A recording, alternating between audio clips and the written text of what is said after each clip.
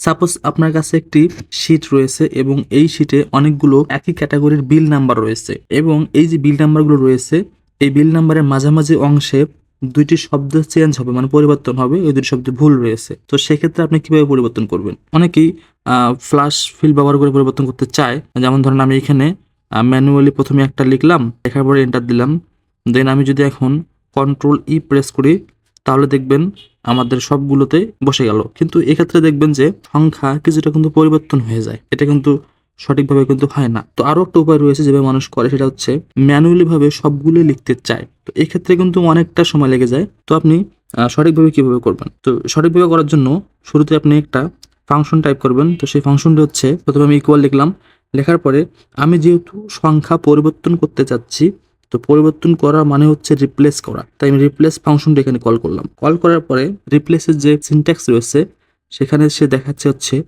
আমার old text. তো আমার ওল্ড টেক্সট আমি সিলেক্ট করে দিলাম, দেন কমা, তারপরে সে যাচ্ছে হচ্ছে স্টার্ট নাম্বার। তো আমি কয় নাম্বার থেকে শুরু করতে চাচ্ছি? তো আমি চাচ্ছি হচ্ছে শুরু থেকে 3 নাম্বার সংখ্যায় গিয়ে আমার সংখ্যা পরিবর্তন হবে। তো আমি এখানে 3 লিখে দিলাম, তারপর কমা, দেন সে যাচ্ছে হচ্ছে 3 নাম্বার সংখ্যার ওখানে গিয়ে কয়টা সংখ্যা পরিবর্তন হবে। তো 3 নাম্বার সংখ্যার ওখানে আমি লিখবো হচ্ছে 12। তো 12 যেহেতু দুইটা সংখ্যা তাই আমি এখানে 2 লিখে দেবো, ওকে।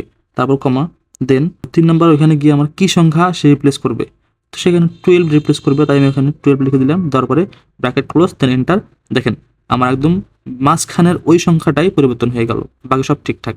এখন আমি জাস্ট নামিয়ে দিলাম, প্রত্যেকটাতেই আমার এই ফর্মুলা বসে গেল এবং সংখ্যা চেঞ্জ হয়ে গেল। তো ধন্যবাদ সবাইকে, ভিডিওটি ভালো লাগলে অবশ্যই চ্যানেলটি সাবস্ক্রাইব করবেন।